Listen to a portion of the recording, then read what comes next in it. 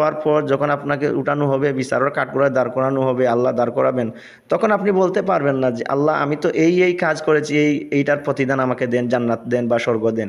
তখন আল্লাহ বলবেন যে তুমি দুনিয়াতে যেটা চেয়েছিলে, যে ভালো কাজ করেছিলে, এই ভালো কাজের ফল তোমাকে এইটা দিয়েছি, ওইটা দিয়েছি, ওইটা দিয়েছি। দুনিয়াতেই তোমার সব কিছু আমি দিয়া দিছি। এখন আখেরাতে কোনো কিছুই নাই, আখেরাতে তোমার জন্য শুধুই আগুন জাহান্নাম আছে অবধারিত। সেটা আল্লাহ অন্য আয়াতে বলছেন যে আখেরাতে তাদের জন্য কিছুই নেই আগুন ছাড়া। ঠিক আছে? তো সকলের রক্ষণাবেক্ষণকারী আল্লাহ। পৃথিবীতে ছোট বড় পাখি বলেন, পিঁপড়া বলেন, মানুষ বলেন, যত জীবজন্তুর আছে এমন কোনো কিছু নাই, একটা গাছ বলেন, পাতা বলেন, লতা বলেন, গাছ বলেন, ফল বলেন, যা কিছুই আছে সব কিছুর রক্ষণাবেক্ষণকারী আল্লাহ। সেটাই আল্লাহ বলছেন এখানে। তিনি চিরঞ্জীবী, সকলের রক্ষণাবেক্ষণকারী, বুঝছেন?